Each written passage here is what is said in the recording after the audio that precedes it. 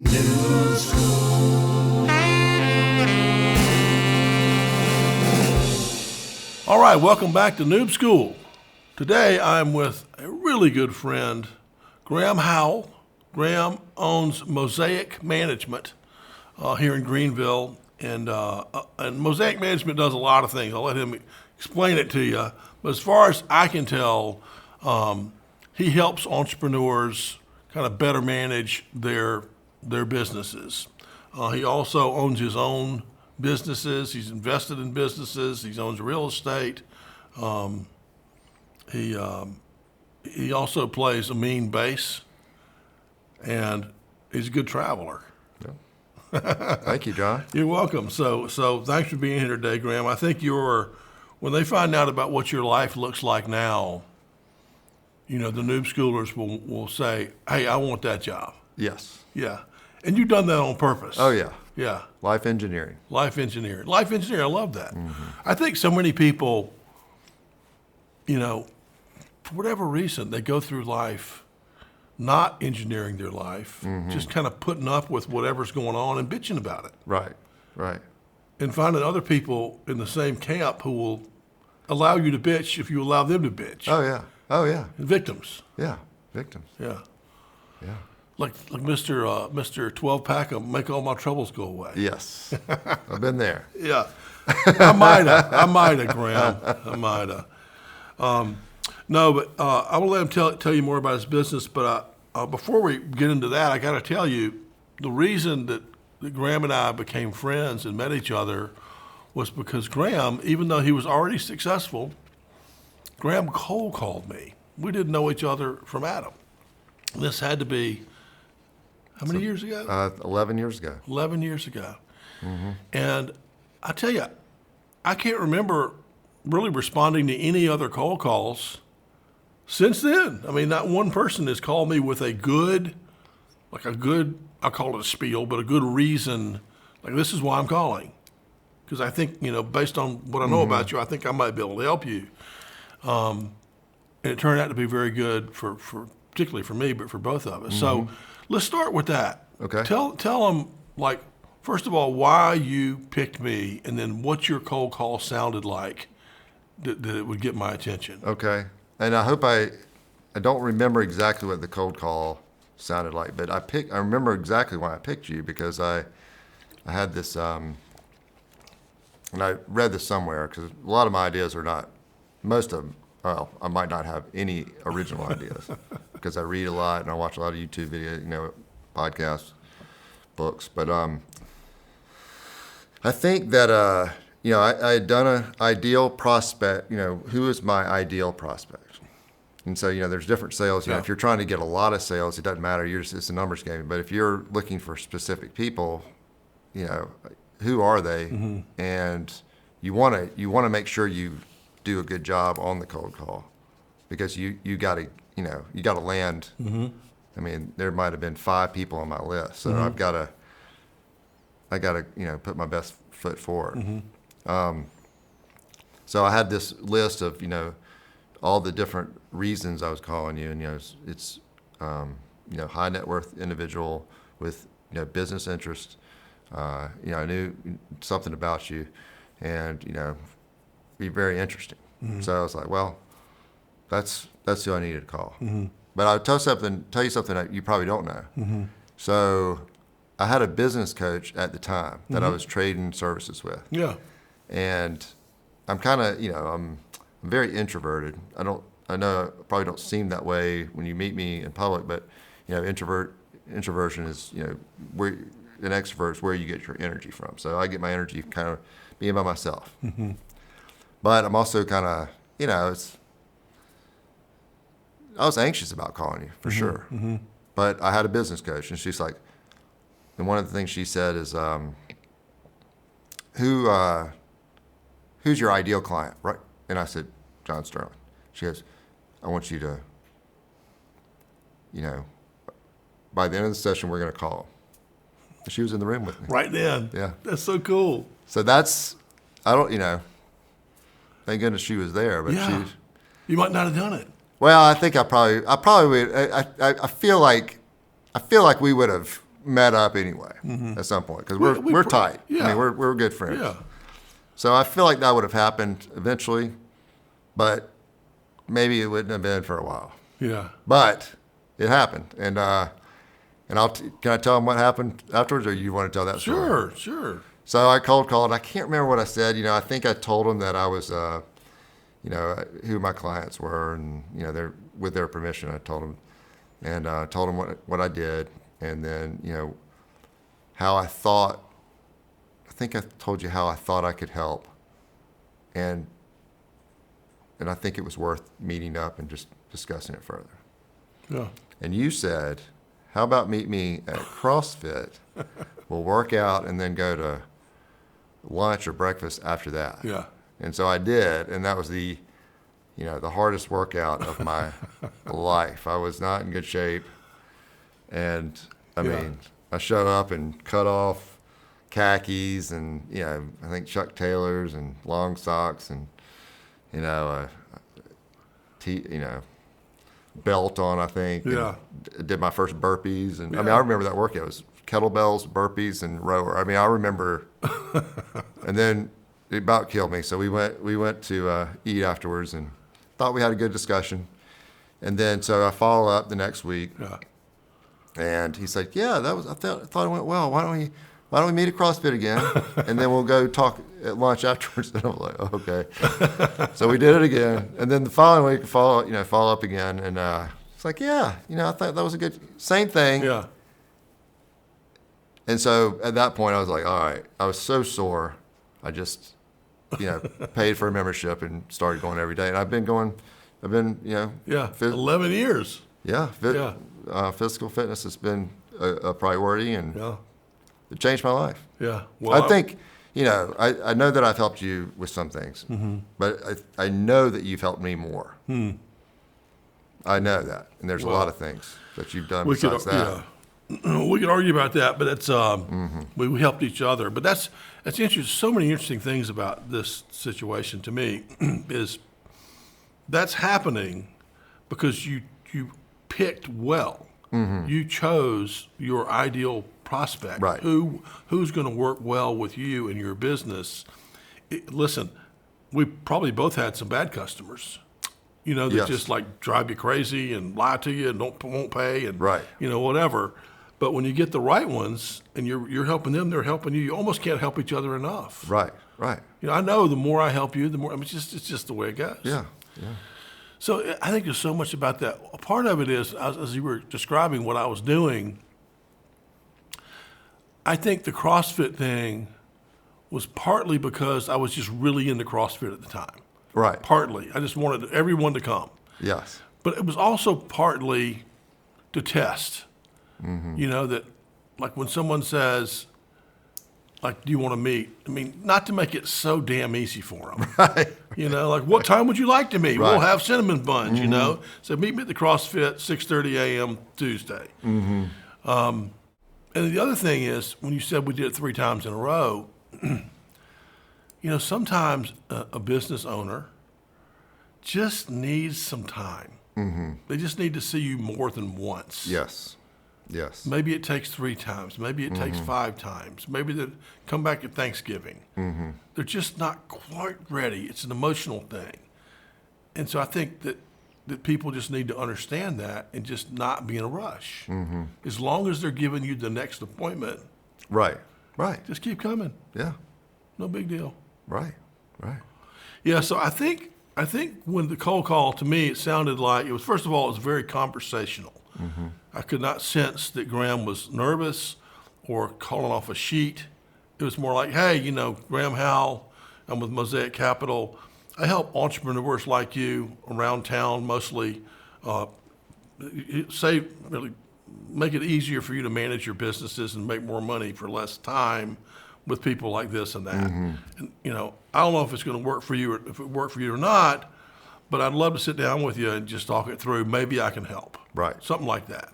That sounds... Something like that. And then when I hear that as an owner, I'm like, what owner wouldn't want to say, I'll talk about it. Right. Less time, more money, sounds good. Yes. So, yeah. But the key was having the right person. Yes. Yes. Right person. Mm-hmm. Interesting. Okay, so. And that's different than, so, some sales, it's a numbers game. You're just trying to get as many people as you can. But in this circumstance, you really, I had a very short list. And that probably, I think you were the only person on that list. Mm-hmm. You're the first person for sure. Mm-hmm. I might have had 3 or 4 other people on the list. But it was important that I was going to have to, I needed to get my foot in the door, for sure. Well, I'm glad you did. Yep. I'm glad you did. So under life engineering, let's describe where you are now. Okay. What does your business life look like now in terms of your various things that you're involved in? Okay, so I've got Mosaic Management, which is it kind of does different things, but it's really dealing with high net worth individuals that own businesses, and they need to have a lot going on for it to be worth bringing me on, because I do charge a lot. But if they've got a lot going on, it's easy. There's an easy return on investment, because I can always find, if they've got enough going on, I can find, I can pay for myself 10 times over. Yeah. So that's why it has to be a high net worth person Yep. with business interests. Yep. So I've got that. I don't have a lot of customers because it is time consuming, and they pay a lot, and I do feel like I need to keep my time available for them. Mm-hmm. They don't take a ton of my time necessarily, but they take my headspace. Mm-hmm. So I have to think about what they're doing, and I do think about them all the time. Mm-hmm. Several times a day, mm-hmm. I'm trying to think about ways to improve their life. Mm-hmm. So I've got that. I've got 60-something rental properties, mm-hmm. ranging from condos to 4plexes to 8plexes to houses to retail, office, warehouse, medical building. So a lot of different little things mm-hmm. like that. Mm-hmm. So love real estate. We can talk more about that if you want to. Mm-hmm. And then I've got some ownerships in different businesses. Usually 50% or 100% mm-hmm. of businesses. Mm-hmm.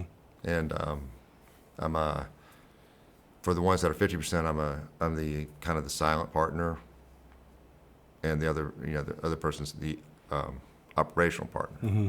I got you. So they kind of do the day to day, and they get paid a salary. Yeah. And then at the end of the year, we bonus if we want to, or we try to leave it in the company. Yeah. So on that end, mm-hmm. when you have an idea or a business that you want to start or buy, because he likes to keep blank space on his calendar, right? Oh yeah. You're not looking for a bunch of meetings and all that kind of stuff. So in order to make that continue to work and still buy a business, is you've mm-hmm. got to have that operational partner to run the business and yes. be the face of the business, so you can be behind the scenes. Yes. And typically it's a younger person. Well, not always. Not always. I was just thinking about one. Yes. But anyway, mm-hmm. whoever they are, they're willing to run the business, maybe at a discounted salary in order to get equity mm-hmm. and operate it. Well, if it's ideally, it wouldn't be a startup. I know what you're talking about. Yeah. That is a startup. Okay. But ideally, it's a business that's already running, and I would come in, and they're maybe struggling with something, and through the years, a lot of things have just become obvious. You're like, okay, we'll just do this and this, and you're fine. And generally, I'll just tell them that, and they're like, well, I don't know if that's going to work. I said, oh, you're fine. Just do this, this, and this, and you're golden. Mm-hmm. And if they sometimes are like, well, why don't you come on board? I'm like, yeah, all right, for the right business. Mm-hmm. So I've done that on some of them, mm-hmm. and then, but I have done a couple of startups, just some passion projects, mm-hmm. and that's where you're talking about the younger guy.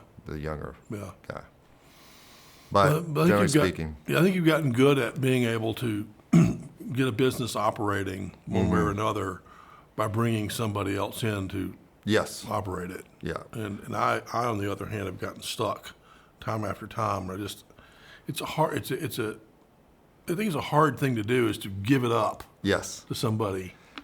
Well, yeah, it can be. It can be. I don't really have a hard time. I'm not I mean, that's the goal for me, is to not have any day-to-day responsibilities. Yeah. Because I want to keep, I'm working all day, but it's usually researching, or, I've got like 1 or 2 meetings a day, maybe, but it's usually, or putting out some fires, or, something like that. But I wouldn't have time to do that if I was doing Right. day-to-day stuff. Even my wife has taken on all the day-to-day responsibilities of Mosaic Management. And that's fairly extensive, because we manage, some people's business, a lot of people's businesses. Yeah.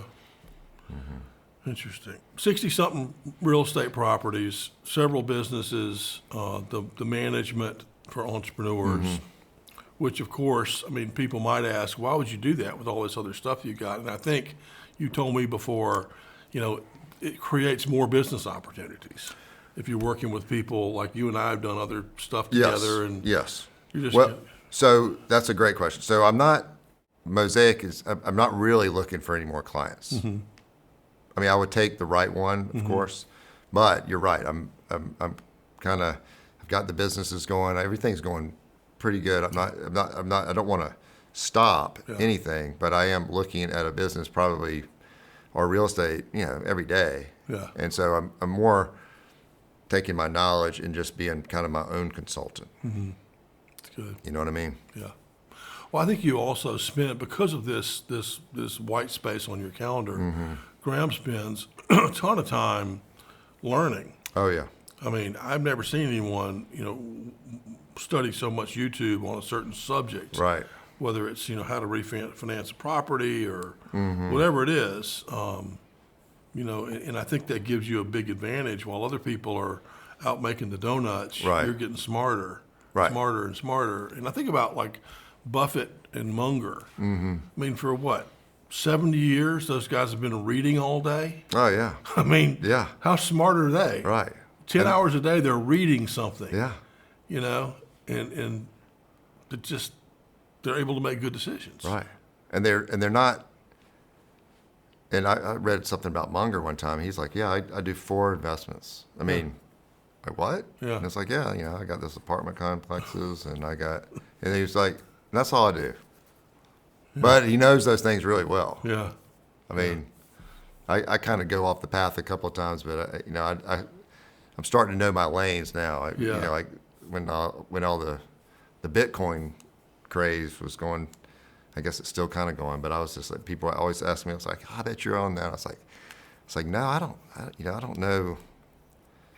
I don't have the time right now to spend that it deserves.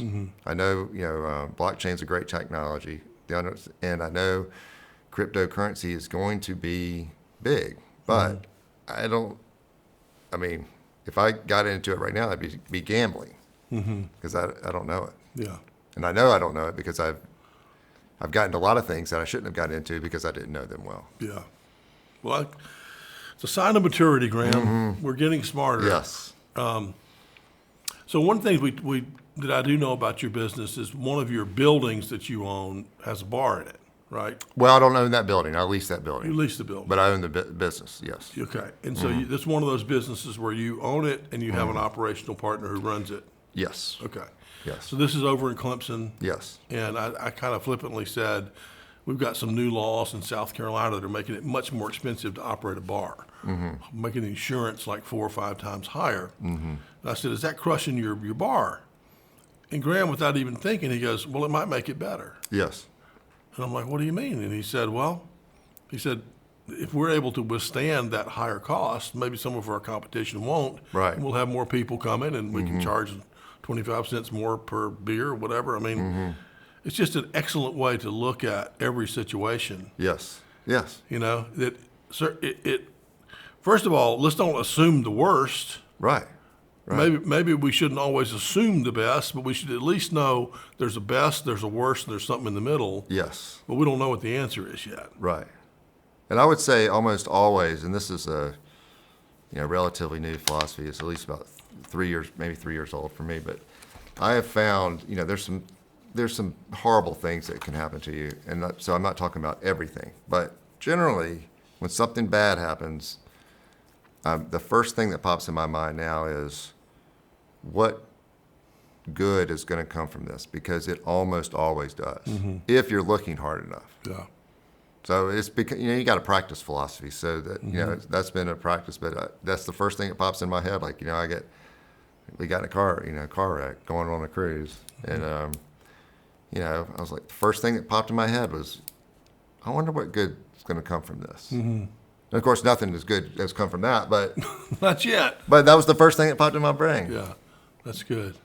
Well, I agree. I think that's, again, back to the victim thing. I think with everybody, but particularly if you're a young person, you just need to understand that it's a very popular thing for people to, that you have to be a victim. Right. And that in every situation, no matter what happens, whether you get the job or don't get the job or whatever, is you can either frame it as, let's say we don't get the job.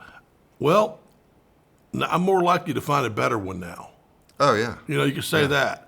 Or you could be the victim and you could say, man, that's probably because I'm a guy and they wanted a girl, or Right. I'm a girl, they wanted a guy, or Right. you could just be a whiner, or you could just be in the middle. I think the middle is acceptable to say, don't know what happened here. Yes. We're going to do the best we can going forward. Yes. But so many people go to that bottom, and it's just going to mess your life up. Right. Right. mean- right. You're going to end up talking to other people who like to have that conversation. Oh, yeah. Oh, yeah. Oh, yeah. Yeah.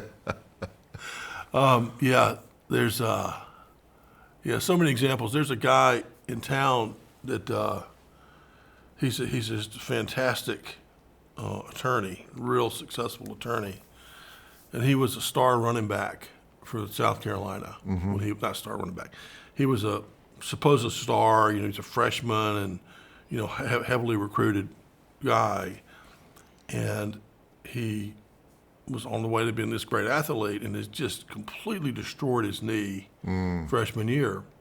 And you think, oh no, after all that work and blah, blah, blah. So what does he do? He's like, well, he'll go to Harvard now. Right. And so he did whatever he had to do, transferred to Harvard. Yes. Then went to Harvard Law School. Right. And now he's a kick-ass lawyer. Right. It's like, might have been a good thing. That's right. Oh, yeah. You never know. Yeah. Yeah. Anyway, that's a lesson I learned from you all the time. It's just focus on what good can come of something, and certainly stay away from anybody who's taking you down a dark Oh, path. yeah. Yeah. What do you do with somebody that you know? That is, well, It's tough, isn't it? that is tough. It depends. I guess it depends. So I do think about that a lot because, it's, there's some people that, like, say you have a bad waiter.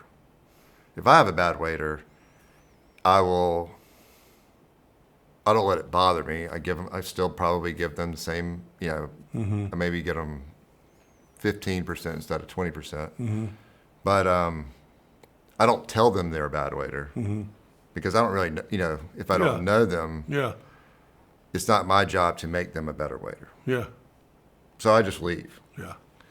But, if it's somebody I know and care about, like my children or you or, my wife or, close friends, then, I'll tell them. I'll think about how to do it because I don't want to be one of these know-it-alls. I Yeah. mean, we were in Buenos Aires for, 9 days together? Yeah. And you were eating, a lot of steak. And the last day I was like, John, you got to stop eating so much steak. I was like, I don't want to be one of those guys, but that was hard for me to do. Yeah. And it wasn't a big deal, Yeah. but you took it in the way it was supposed Yeah. to be. I mean, Yeah. so I'm not trying to go around making everybody better, but if it is if it is a good friend or somebody I care about, then I will because they'll know. Hopefully they'll know it's coming from the right place. It's tough though, isn't it? It's tough. I my strategy is probably far less brave than yours. It's so hard to have that conversation with someone who's in your inner circle. But if they're not in your inner circle, I'll just try to avoid. Like if I'm sitting at a I don't know, near someone who's bothering me or something, I'll just say, you know what, we're gonna go to a different restaurant, or we're Right. gonna go to a different table or something. We'll just change the circumstance. Yes. We're not stuck. Right. Oh, I'll do that. I'll do that too. Yeah. And if it's somebody I don't care about and they're just annoying me, then I will avoid them, Yeah. Yeah. and that's fine. Yeah. I mean, everybody's different. They're, and I recognize that, part of the reason they're annoying me is something's wrong, with me, also. Well, all right. Let's talk about more on sales Okay. a little bit. What kind of sales training have you had? So I finished Clemson in '94, Okay. and I started working for my stepdad's janitorial supply company, United Chemical. Okay. And I started, and I didn't know what I was going to do. I was finishing economics, and I wasn't a great student. I was okay, but when I graduated, I went to United Chemical, and I was just driving trucks and working in the warehouse, like I'd done since I was 12 years old. And eventually, they did ask me to get into sales, and I tried it, and ended up staying for 14 and a half years as a salesman. But I was not good at it at all. I mean, I started reading books, Zig Ziglar, I'd go to the library and get the books on tape, and I was just reading, and it was so hard for me to go on sales calls. But I did it, and I remember the first, after I don't know how long it was, but it was a long time, months. I remember going on the first sales call I went to that I wasn't just thinking about what I was going to say the whole time. I was like, okay. It was after the sales call. I was like, oh, I wasn't a nervous wreck the whole time. This is starting to become natural. Yeah. And then after more it was practice. Yeah. It was all Yeah. practice, and eventually, it'd become not effortless, but it was getting that way. And parts of it were becoming effortless, like the closing. I was getting good at. I consider myself pretty good closer. I'm not great at. We read that book together. Remember that Predictable Income? Yes. Yes. And we got that. So John got the. We read. He said, "Hey, this is a good book. Let's read it." So we kind of read it in like a week. I think it wasn't. We didn't do it chapter by chapter. And he's like, "Let's get the author on the phone." I was like, "All right," and you did. Yeah. So we talked to them for an hour Yeah. or two. Yeah. But anyway, this book, it was a good book, but it said you break the sales process into 4 parts. First part, it's kind of the discovery. You make your list, like you were on my list for that. Then the second part is you make the appointment, meaning it's kind of the cold call. So you get your foot in the door. Then the third part is the closing. So whoever goes to the meeting is the closer, and their job is to close the sale. And then the fourth one is the account manager, or I would even say the farmer after that of the account. So, and they were saying that they worked for Salesforce, and Salesforce separates that into 4 different departments. And part of my consulting is I do very little sales consulting, but I do say if you can separate those, that's good, because I would always get bogged down. I was good at the first one, and I was good at the third one, and I was good at the fourth one, but I was not good at the second one. So if I had somebody in the second position, Yeah. I mean, So what you're talking about from this book, Predictable predictable Revenue. revenue. Yeah, Revenue. predictable Aaron revenue. Aaron Ross, Yeah. great book, is that Salesforce has 4 different salespeople. The first one is responsible for finding leads. Yeah, just like doing, Yeah, finding leads. Finding the good leads, Right. like you were doing.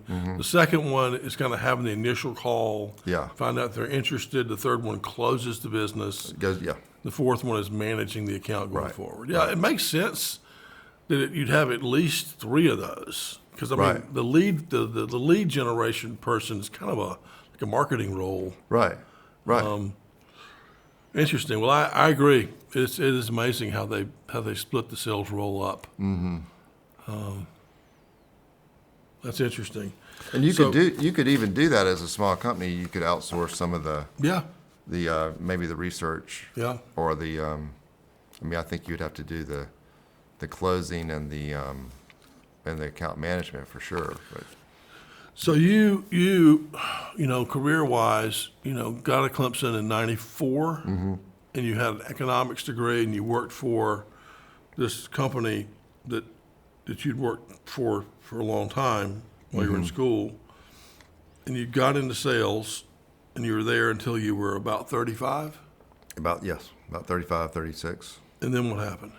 Well, so I've always been extremely entrepreneurial, meaning I'm not necessarily money hungry, but I do like to solve problems. So, and business was kind of my hobby.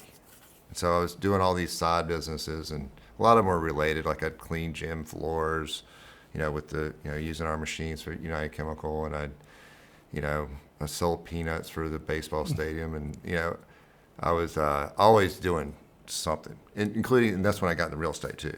You had a pedicab service. Yeah, well, that was that was during United Chemical. Yeah. Yeah. So I was doing all kind of stuff. Yeah. With the support of my stepfather, and he was okay with that. I mean, which was very fortunate, and I'm very lucky. I've got a good friend.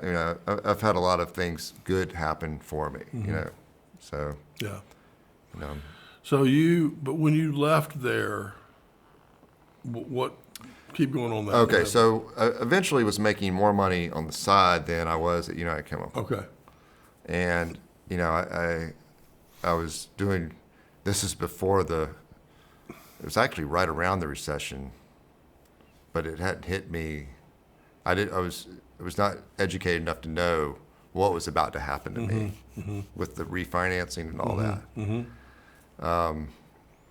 So I quit right around then, and everybody's like, "What are you crazy?" And I was like, "Yeah, I'm doing fine." And my reasoning was I was doing so well in real estate, buying my own properties and then sucking the money out and then buying more, that you could do that before the 2007 crash. Then I was like, well, if I'm only doing this like 2 hours a week now, what if I did it 40 hours a week? The math was staggering. Of course, it doesn't work that way because you can only find a certain amount of deals. So it was tough. I quit on good terms, but I did quit without telling my wife what I was doing. And I gave them like 3 months notice, so it wasn't like didn't burn any bridges or anything. I trained my new person. I mean, I did it all right. In fact, as of about 3 years ago, I'm consulting for that company now. So I'm there, once every 2 weeks and doing, so I'm back in with, but it was scary. It was, and then there was about 3 years there. I mean, I think I was fine for a couple of, a year or two, but then the banks weren't refinancing, and what do you do? I mean, I didn't, my cash flow was gone. I mean, I didn't have a war chest. My war chest was going away. Yeah. And I remember about 3 years, every morning I'd wake up, I was like, how am I going to get out of this? What was the interest rate then? Well, it wasn't really the interest rate. It was the game was, and The Big Short has a great the movie The Big Short has a great little snippet that describes what was going through. This group was at a strip club, and they were talking about what they thought was coming down the road. And the stripper was listening. She goes, well, how am I going to refinance my houses? And they're like, well, how many houses do you own? She's like, I got 5. Yeah. And Wow. that's what was happening. I mean, Yeah. I was like, well, how am I going to, because the game, it didn't matter, before then, it didn't matter if you're making money or not. Right. They just Because you refi could just it. refinance. Yeah. That was the game. Okay. Okay. And so the refi cut off Mm-hmm. and everyone got squeezed. Right. Yeah. And then, there was foreclosures and shorts and all kind of stuff. And which would be great, well, not great, which would have been fortunate if if you knew what was going on, anticipated a little bit, and had a bunch of money saved up. Mm-hmm. But I didn't. Well, you're probably like everyone else, just doing all you could. Oh, Like yeah. free money, man. Oh, yeah. Yeah. Well, I'm glad I did it. I mean, Yeah. but it was just, because I did get in the game Yeah. in a way that I could not have, because I've always been a good saver, but I could not have gotten into the game like I did if the game of real estate is if I hadn't really taken a lot of chances. Mm-hmm. So I'm glad I did it, but it was difficult. It was about a 3-year period where it was hard. Well, It was hard. you made it. I did. Made you smarter. Yes, it did.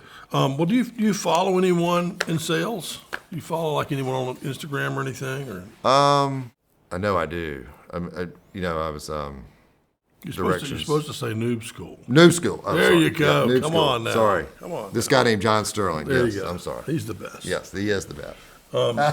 What about? Well, we do talk a lot. We do talk a lot about yeah, sales. we do. Yes, we do. What is your all-time favorite book? Well, so I think the book that so a lot of people ask me about, they want to be a real estate investor or an entrepreneur. So what I've started to do as of last week was say, listen, because I'm always telling these people, I'll go meet with them. And I was like, well, and if they're completely new, maybe not completely new, but I always tell them to read Rich Dad Poor Dad. And that's not really it's kind of a business novel, and it's based, it's got the basics in there, but it's kind of about how do you build wealth. And that's kind of, I would say that's my expertise, is is figuring out how understand money well enough where you can become wealthy. And I think almost anybody can become wealthy if they do the right things. What kind of things what's your summary of that? Well, so it's complicated. So that's why it's like, it's almost dangerous to say something. You almost have to read. I would say, I've been telling people lately, don't get into real estate until you've put 100 hours at least into reading, and which is almost different. I mean, I think taking action is incredibly important. But for things like I didn't get into Bitcoin because I didn't have really probably 500 hours before I would feel comfortable. I want to feel it. Yeah. I want to feel what's going on. Yeah. But I think people. So giving you I'll try with the wealth thing. So you just got to understand how money works, and you got to use leverage. Meaning borrow money, and you got to use leverage with people too. You got to use other people's time, like employees or outsourcing something, and then you got to leverage systems. But sometimes that's when I say it's dangerous. If you tell people they got to borrow a bunch of money, and then next year they're like, yeah, I got 10 credit cards and I maxed them all out. I spent it. I spent the money. I'm doing terrible. I was like, well, there's more to it than that. Yeah. You got to do, but that's what I mean. You got to, and I've got over 10,000 hours easy in all this. So you help people with that. I'll Yes. leave it at that. I mean, it's living paycheck to paycheck ain't the way to do it, obviously. Right. So something beyond that includes automatically pulling money out of your paycheck to start to fund these Roths or these whatever, or these investment accounts, or maybe these cash accounts that you're saving up to start doing real estate deals, whatever. Right. But it's these buckets, right, that get funded. And at some point, you've got enough of those going on, you don't need the income, Right. the salary Yes. anymore. So That's my version of it. It's a little quicker, but you probably have more details, I would think. Yeah, and I think everybody's a little different, and that would work for a lot of them for sure. And then a little easier one, favorite band. I would say, well, I know Van Halen with Daily Roth, and I would also put AC/DC and Guns N' Roses in there. That's tough. And so you grew up playing that, right? High school? Mm-hmm. Yeah. Mm-hmm. Play guitar then? Or Yes, you always, guitar. And you switched to bass now? Yes. Okay. Favorite word? I'm gonna give 2 words. Sure. No and yes. Okay. And you got to be able to say no fast. Make quick decisions. I mean, again, take that with the intention I'm saying it. Don't buy $10,000 worth of Bitcoin. That's not what I mean. But if you're not going to do something or you feel uneasy about it, just go ahead and say no. Don't do a fast no is better than slow maybe. Mm-hmm. But then also yes is like you asked me to come to Buenos Aires, and I said yes. Why not? Yeah. Got a plane 2 days later. Yeah. That was cool. Yeah. That is very cool. It's back to what we started talking about with the openness of Graham's schedule. It's probably more so than any of my friends. I was talking to him one week, and he said, "Hey, what do you got going on?" And I'm like, "You know what? I'm finally going down to Argentina next week and the week after." I said, "Why don't you come down there with me?" Just kind of threw it out there, and he's like, "Okay." Next thing I know, there he was, and we had a great time. Yeah, that was great. We had a great time. I still talk to a lot of those people down there. Yeah. Penny and Oh man. Lolo, and Yeah. they're just awesome. Who else did we meet down there? Well, you had a saxophone teacher, Yeah, fitness person, Sergio. language, Yeah, kind of a concierge person. yeah. We had lots of folks. They couldn't have been nicer. We've got a friend who's got a place down there, and he offered it up to go hang out. And it touches the tango. Yeah. It was nice. Yeah. Yeah. All right. Well, Graham, do you have anything you'd like to promote today? The way I find deals usually, and people are like, in this market, real estate deals are hard to find.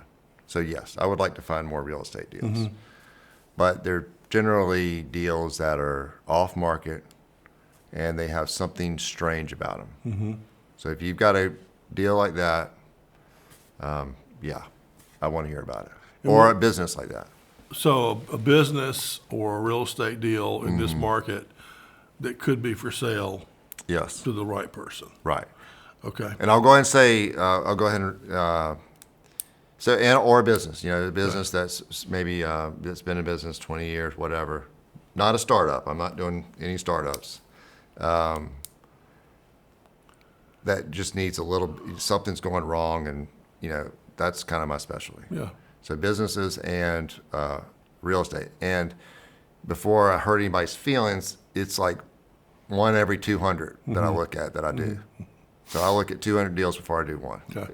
It's just that. But I'll say no pretty fast if it's a no. Yeah. Don't waste anyone's time. Right. And so tell them your website so they know how to reach you. Well, the website is www.mosaicmanagementllc.com. But I haven't actually been on that website in a few years. I think it's still there. But you can reach me through LinkedIn or Okay. LinkedIn's probably the best way. Okay. All right. Well, thank you very much, my friend. That was great. I think that's going to be real helpful for people to see if they can go from where you were getting out of college to where you are now. It's a nice place to end up. Yeah. So congratulations and thanks for being on the cast today. Appreciate it. Thanks, All right, man. Thank you. Appreciate it. Awesome. Thanks.